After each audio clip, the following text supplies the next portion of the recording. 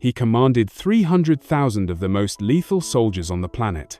He built a stone dragon that stretched for 10,000 miles, a wall so massive it could be seen from the stars. He was the man who turned the fierce Xiongnu nomads into ghosts of the desert. But here is the part that will haunt you with enough power to seize the throne and rewrite China. History in blood. Meng Tian chose to drink a cup of poison instead.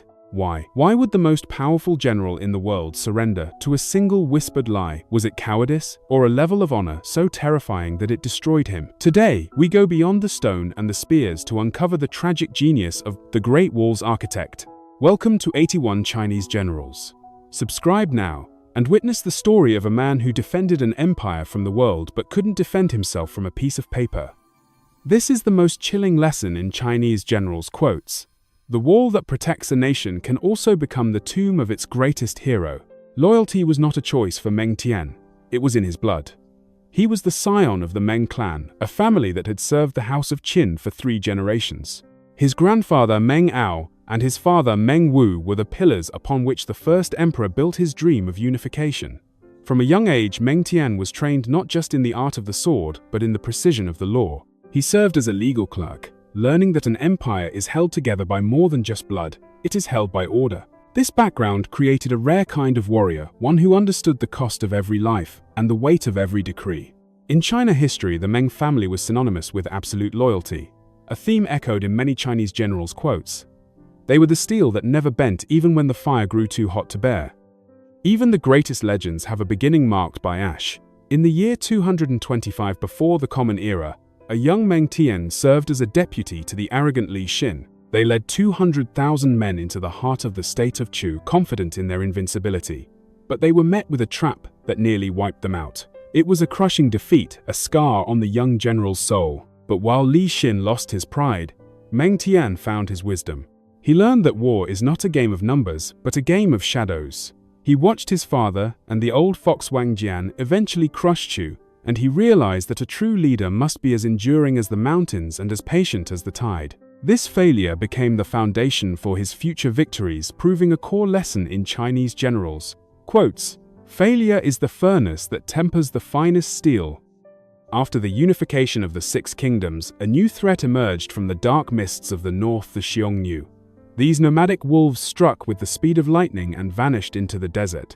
In 215, before the Common Era, the first emperor turned to the man he trusted most. He gave Meng Tian 300,000 men and a simple command: end the threat. Meng Tian did not just fight the Xiongnu, he dismantled them. With a masterclass in infantry and cavalry coordination, he drove the nomads across the Orders Loop and deep into the Gobi Desert. His victory was so absolute that for over a decade, no Xiongnu horseman dared to look south. This triumph is a crowning achievement in China history, where the quote was born. The nomads dared not come south to pasture their horses, and their warriors dared not draw their bows in anger. But Meng Tian knew that a victory in the field is temporary.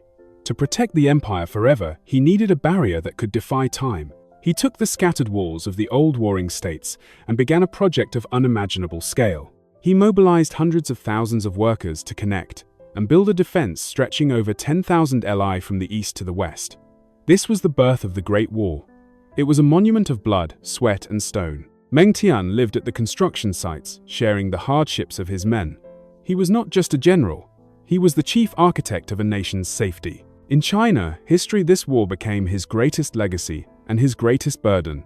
As he wrote in his journals, a quote often cited among Chinese generals, quotes, "A wall is not built of stone but of the will of a people to remain united."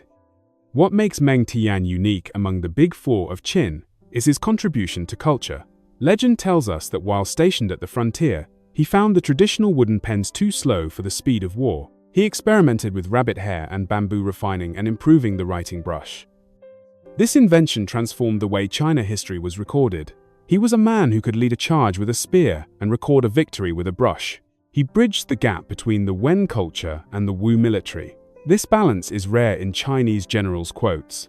He understood that an empire survives on its stories as much as its soldiers. By improving the brush, he allowed the thoughts of a nation to flow more freely, proving that the most enduring tool of a general isn't always his sword, but his mind. To ensure the empire could respond to any threat, Meng Tian built the Qinji Dao, the straight road. It was an ancient highway stretching 800 miles from the capital to the northern borders. This was an engineering marvel that allowed troops to move at unprecedented speeds. It was the nervous system of the empire. Meng Tian didn't just build a wall to keep enemies out, he built a road to keep the nation connected. He divided the newly conquered lands into 44 counties, settling people and turning the wasteland into a thriving frontier. He was building more than a defense, he was building a civilization. This vision is a recurring theme in Chinese generals' quotes. A true protector does not just fight for the land, he makes the land worth fighting for. In the year 210 before the Common Era, the world changed in the desert of Sand Dune. The first emperor died, and a dark shadow fell over the empire. The eunuch Zhao Gao and the minister Li Si committed a crime that would doom the Qin dynasty. They forged a decree claiming the emperor ordered Prince Fu Su and General Meng Tian to commit suicide. Meng Tian, who was stationed with the army, sensed the trap. He urged the prince to verify the order to fight for the truth. But Fu Su, bound by a tragic sense of filial piety, chose to obey the fake command. Meng Tian was left alone, his protector, gone, his honor trapped by a lie. This moment is the darkest valley in China. History, a warning found in Chinese generals. Quotes, "The sharpest blade can be broken by a whisper in the dark." Meng Tian was imprisoned in Yangzhou. He had 300,000 soldiers who loved him. He had the power to march on the capital and crush the conspirators. His men waited for a single word to revolt, but that word never came. Meng Tian looked at the history of his family, 3 generations of absolute loyalty. He realized that to rebel even against a lie would destroy the very honor his family had built. When the messenger arrived with the poison, Meng Tian made his choice. He drank the cup not out of weakness, but out of a terrifyingly pure form of integrity. His final words echoed through the prison. "I have served for 3 generations, and I cannot turn my back on the law." This sacrifice is the most painful chapter of Chinese generals' quotes. He died to protect a throne that had already betrayed him. The death of Meng Tian was the death of the Qin dynasty. Within 3 years of his execution, the empire he built and protected began to collapse. Without the Great Wall of the Meng brothers, the northern borders were overrun, and rebellion burned through the heart of the nation. Even the Emperor Tang Taizong centuries later called him the most unjustly killed general in history. Today, the Great Wall still stands, a testament to his labor.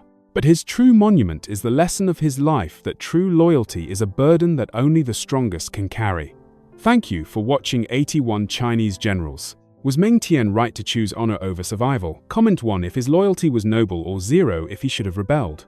I am Silas, and the spirit of the Stone Dragon lives forever.